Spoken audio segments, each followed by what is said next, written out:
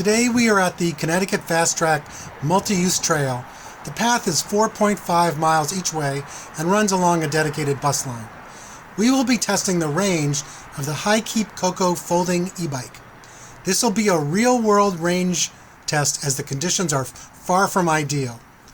The Coco has a 10 amp hour battery, so we're hoping for 15 miles. With my cold weather gear and camera equipment, we will be at just over 200 pounds. I'm going to keep it in pedal assist 3, which for me is around 17 miles per hour at a full battery. So let's go, and I'll check in with everyone at the halfway point.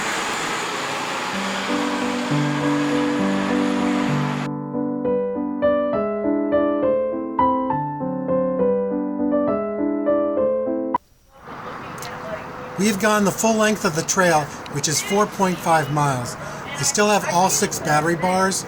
I'm going to head back now, and we'll be stopping periodically to check the battery level. Next up on the way back is East Main Street. We're at 5.4 miles, and we are down to 5 battery bars.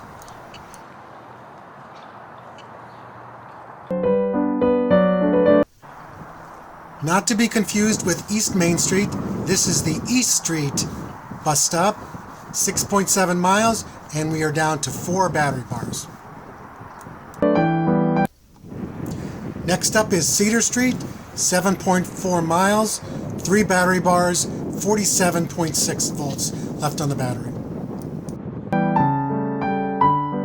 We have completed the entire loop, 9.1 miles, 46.8 volts, and 3 battery bars left.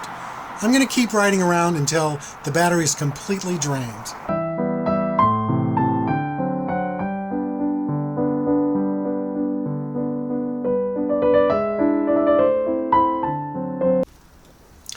So that does it. We are pedaling home at this point. I've done 16.4 miles, and just before the battery was drained and the bike shut off, we were at 41.9 volts. The speed dropped to around 10 miles an hour, and you could tell the motor was cutting in and out.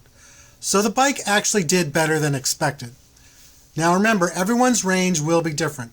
A lighter rider in a lower pedal assist in warmer weather would get significantly better range.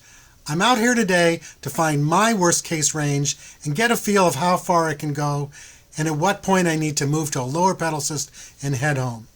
Please like this video and subscribe to my channel. I will have more content with the HiKeep Coco and e-biking adventures coming up soon.